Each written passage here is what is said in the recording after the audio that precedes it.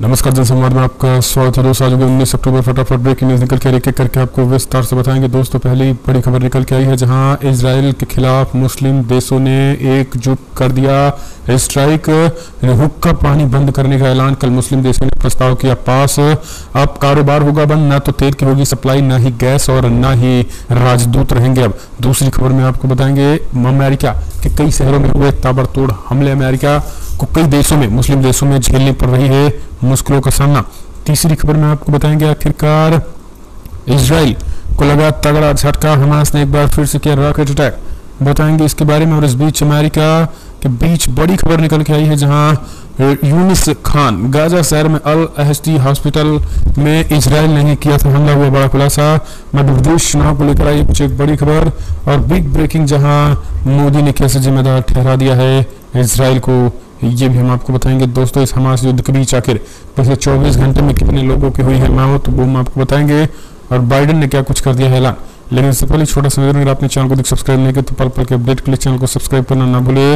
दोस्तों दरअसल पहले कल 57 मुस्लिम देशों की सऊदी अरब में हुई इमरजेंसी मीटिंग में इजराइल को किया गया अलग थलग कोल्ड वॉर का ऐलान। 57 मुस्लिम देशों ने कहा निकालेंगे इजराइल के राजदूतों को, करेंगे दूतावास बंद, कारोबार पूरी तरीके से इजराइल माने नथिंग। इजराइल का नक्शा जो है वो अब चेंज किया जाएगा, नक्शे से इजराइल जैसे देश को ही हटाया जाएगा।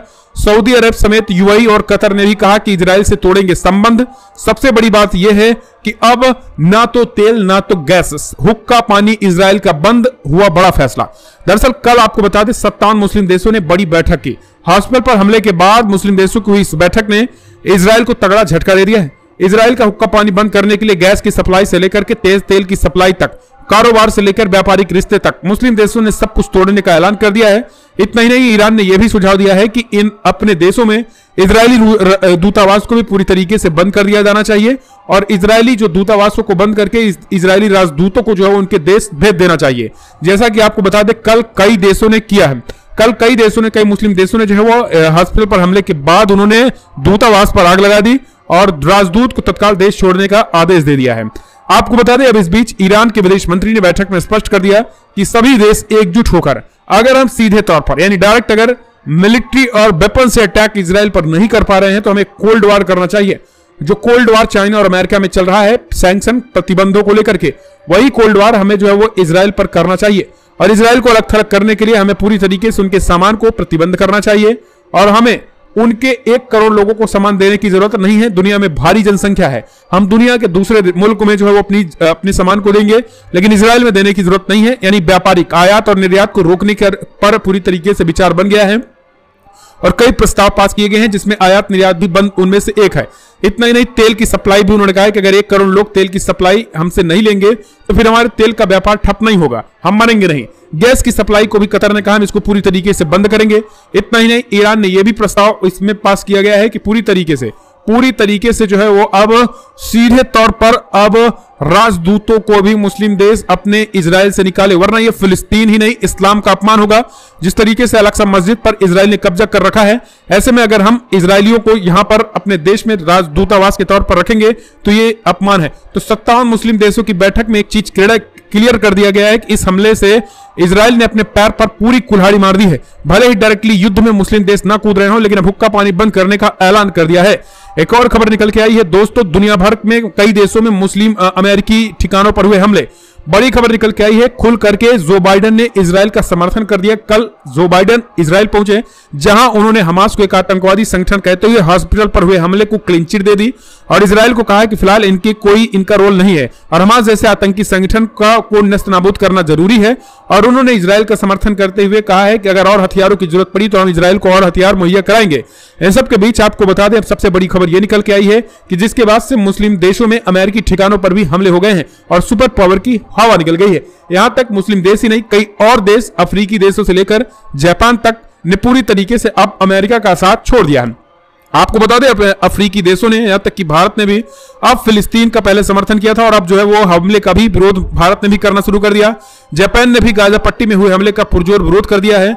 इतना ही नहीं, अफ्रीकी देशों ने भी विरोध किया, यानी अमेरिका का सीधे तौर पर साथ छोड़ते हुए दिखाई दे रहे हैं। इस बीच आपको बता दें तुर्की के साथ साथ कई ऐसे देश हैं जहां पर मुस्लिम सूडान, यमन, तुर्की, लेबनान, इजिप्ट और इराक और सीरिया, इतने जगहों पर अमेरिकी दूतावास पर हमले हुए हैं। और आपको बता दें इराक में तो अमेरिकी सैनिकों पर सीधे तौर पर ड्रोन से हमले हुए हैं। तो लगातार दोस्तों अब इजराइल के साथ साथ अमेरिका भी जो है वो कहीं ना कहीं डायरेक्टली तौर पर उन पर हमले हो रहे हैं। यहां तक कि जो है वो कल व्हाइट हाउस को पूरी तरीके से घेर लिया गया था। अगली एक और अपडेट निकल के आई है, बिग ब्रेकिंग, जहां अब रूस ने बढ़ा दी इजराइल की मुश्किलें, गाजा पट्टी अटैक के रूस ने मांगी बेगुनाही के सबूत। दरअसल मंगलवार रात गाजा शहर में अल अजबी हॉस्पिटल पर घातक बमबारी की गई थी। इजराइल को द्वारा की गई इस बमबारी में अब रशिया ने भी पूरी तरीके से अपने सबूत मांग लिए हैं।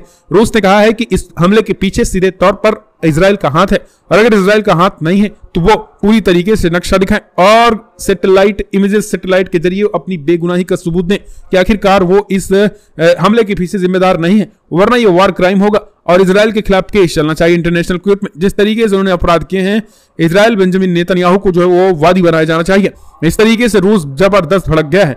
एक और अपडेट निकल के आई है, बिग ब्रेकिंग, जहां अमेरिकी राष्ट्रपति जो बाइडेन ने कहा आतंकी तो भड़क गया मलेशिया, कहा हमास मेरे लिए नहीं है आतंकी देश। जी हां, प्रधानमंत्री मलेशिया ने बड़ा ऐलान कर दिया है।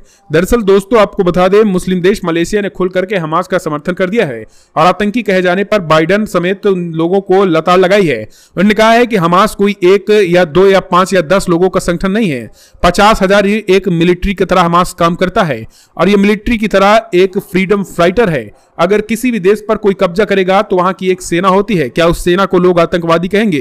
क्या जो इजरायली सेना हमले कर रही, क्या वो आतंकी है? और इसी तरीके से हमास भी है, वो फ्रीडम फाइटर हैं और वहां की सेना के तौर पे काम करते हैं। इसलिए ये कहना कि वो आतंकी संगठन है, ये किसी भी कीमत पे ठीक नहीं है और हम हमास के साथ अपने संबंधों को कायम रखेंगे। मलेशिया ने जो बाइडेन को आईना दिखा दिया। एक और खबर निकल के आई है, तुर्की, बड़ी खबर निकल के आई है। अब तुर्की में जो है वो इजरायलियों पर हमले हुए शुरू, तो इजराइल ने दिए तत्काल देश छोड़ने के आदेश। जी हां, दरअसल आपको बता दें जितनी जल्दी हो सके तुरंत छोड़ दो तुर्की। हॉस्पिटल पर हमले के बाद अब इजरायलियों की मुसीबतें खड़ी हो चुकी हैं दुनिया भर में। आपको बता दें गाजा पट्टी में हॉस्पिटल पर घातक हमले के बाद अब इजराइल को जवाबी हमलों की आशंका जताई गई है। इजराइल ने अपने नागरिकों को तुरंत तुर्की छोड़ने के लिए कहा है। एक वाणिज्यिक दूतावास के प्रवक्ता ने बुधवार को एफएफसी रिपोर्ट पेश की और इजराइल की राष्ट्रीय सुरक्षा परिषद ने मंगलवार देर रात घोषणा कर दी है और उन्होंने कहा है कि तुर्की में रहने वाले सभी इजरायली नागरिकों को जल्द से जल्द देश छोड़ देना चाहिए, क्योंकि वरना उन पर हमले हो सकते हैं। तो अब तुर्की को इस बात को डर सताने लगा है। एक और अपडेट, हिजबुल्लाह ने किया ऐलान, इजराइल के खिलाफ कहा अभूतपूर्व क्रोध दिवस की घोषणा की। दरअसल CNN की रिपोर्ट के मुताबिक लेबनान के ईरानी समर्थित हिजबुल्लाह ने हमले के लिए इजराइल की निंदा की और इजराइल और देश में अमेरिकी राष्ट्रपति बाइडेन की यात्रा के खिलाफ विरोध किया और इसे अभूतपूर्व क्रोध दिवस मनाया गया। यानी एक तरीके से जो बाइडेन की यात्रा का लेबनान में जोरदार विरोध हुआ है और हिजबुल्लाह ने सीधे तौर पर इसे अभूतपूर्व क्रोध दिवस के रूप में मनाया है। कहा है कि हमले किसी भी कीमत पर बर्दाश्त नहीं किए जाएंगे। वहीं आपको बता दें नागरिकों को फिलिस्तीन से रेगिस्तान में स्थानांतरित करे।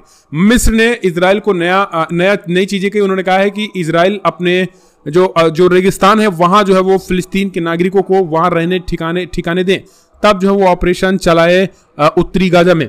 अगली एक और खबर निकल के आई है, बिग ब्रेकिंग दोस्तों, यहां जापान ने अमेरिका को दिया झटका और इजराइल खास करके फिलिस्तीनियों की मदद के लिए $10 मिलियन देने का किया ऐलान।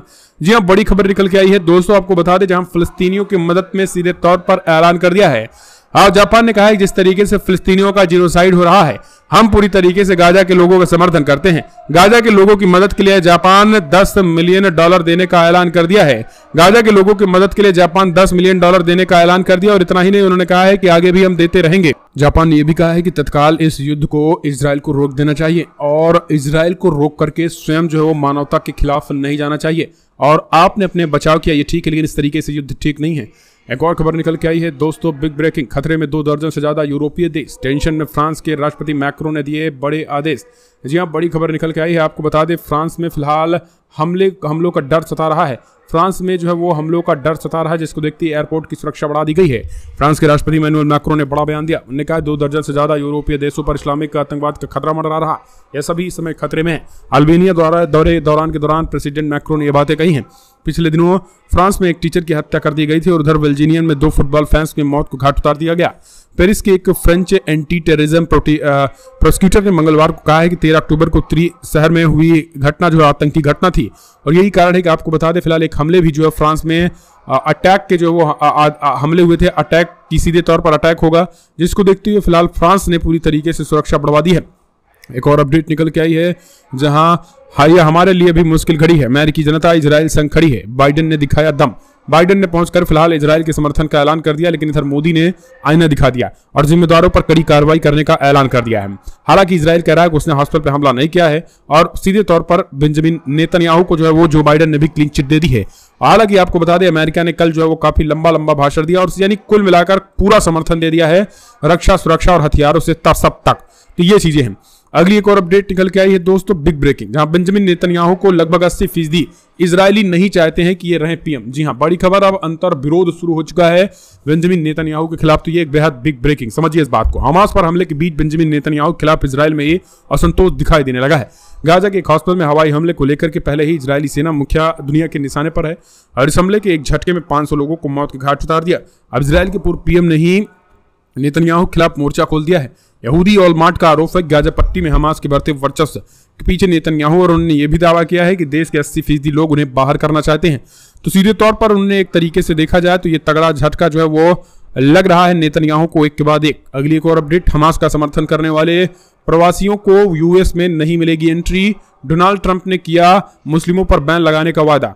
अब डोनाल्ड ट्रंप का नया प्रवचन शुरू हो चुका है। डोनाल्ड ट्रंप ने कहा अगर हमारी सरकार बनी इस बार तो मुस्लिमों अवैध तरीके से अप्रवासियों के मुस्लिमों पर रोक लगा देंगे, मुस्लिम अप्रवासियों पे, और खास करके जो फिलिस्तीन समर्थक लोग हैं, यानी आप समझिए फिलिस्तीन और इस मानवता का अगर समर्थन करेंगे तो आपको अमेरिका में बैन कर दिया जाएगा। बाइडेन से भी आगे एक कदम आगे निकले हैं ट्रंप। इस तरीके के उन्होंने बयान देकर एक बार फिर से मुसलमानों के विरोध होने की ये बातें उन्होंने क्लियर कर दी है। अगली कोर अपडेट, बम से उड़ाने की धमकी के बाद हड़कंप, खाली कराए गए फ्रांस के 6 एयरपोर्ट, प्रशासन अलर्ट। फ्रांस के हवाई अड्डों पर हमले की धमकियों से अफरा तफरी मच गई। आनन फानन में फ्रांस के 6 अलग अलग हवाई अड्डों को खाली करा दिया गया। एक पुलिस सूत्रों ने एएफपी को बताया है कि धमकियों भरे ईमेल्स के बाद फ्रांस के 6 हवाई अड्डों को खाली करा लिया गया है। एक्सपोर्ट को मिली ये धमकी हाल ही के दिनों में फ्रांस को मिलने वाली धमकियों की कड़ी के तौर पर देखा जा रहा है। जिन हवाई अड्डों को खाली कराया गया है उसमें पेरिस के मिली लीली, लोन, नेरेटिव, नीस, टुलजी और वेमगोस शामिल है। अगली एक और अपडेट निकल के आई है, आखिर क्यों राकेश टिकैत ने भरी हुंकार, सरकार ने किसानों से की वादा खिलाफी। 23 अक्टूबर को आंदोलन के लिए तैयार रहे अन्नदाता, कर दिया बड़ा ऐलान। भारतीय किसान यूनियन बीक्यू नेता राकेश टिकैत ने कहा किसान 23 अक्टूबर को आंदोलन के लिए तैयार रहे। मुजफ्फरनगर के मुंडापुर गांव में एक सभा को संबोधित करते हुए उन्होंने कहा है कि फिलहाल कलम और कैमरे पर बंदूक का पहरा है, इसलिए भारतीय मीडिया की बजाय विदेशी मीडिया में किसान आंदोलन को सही दिखाया जा रहा है। बीक्यू अध्यक्ष चौधरी नरेश टिकैत ने विभागीय अधिकारियों पर किसानों के शोषण का आरोप लगाया है। किसान नेताओं ने चेतावनी दी है कि जब तक उनकी समस्या का समाधान नहीं हो जाता तब तक धरना जारी रहेगा। राकेश टिकैत ने कहा है कि सरकार ने किसानों के खिलाफ वादा खिलाफी की और सिंचाई के लिए मुफ्त बिजली और गन्ने के लिए उच्च एचपी सहित उनकी मांगे जो है वो पूरी नहीं की जाए तब तक आंदोलन होगा। एक और अपडेट निकल के आई है, बीजेपी कर्नाटका में सरकार गिराने की कर रही कोशिश, डिप्टी सीएम डीके शिवकुमार ने बीजेपी पर बोला बड़ा हमला। बीजेपी ने कई राज्यों में चुनाव में मिली हार के बाद भी सरकार बनाने की कामयाबी कर रही है। विरोध दल बीजेपी पर विधायकों को खरीदने और चुनावी हुई सरकार गिराकर लोकतंत्र पर प्रहार करने का आरोप लगाते हुए उन्होंने इस आरोप से पीछे अपने तर्क दिया। दरअसल मध्य प्रदेश में लेकर महाराष्ट्र और कर्नाटक तक बीजेपी द्वारा इसी पर सत्ता पर कब्जा किया गया है। कांग्रेस का आरोप है कर्नाटका विधानसभा चुनाव में मिली हार के बाद बीजेपी यहां से फिर से सरकार गिराने की कोशिश में है और इसके लिए बैठकों का दौर भी चल रहा है। कर्नाटका के उप मुख्यमंत्री डीके शिवकुमार ने बुधवार को कहा है कि वो राज्य में कांग्रेस सरकार को गिराने के लिए बीजेपी द्वारा किए जा रहे प्रयासों से अवगत है।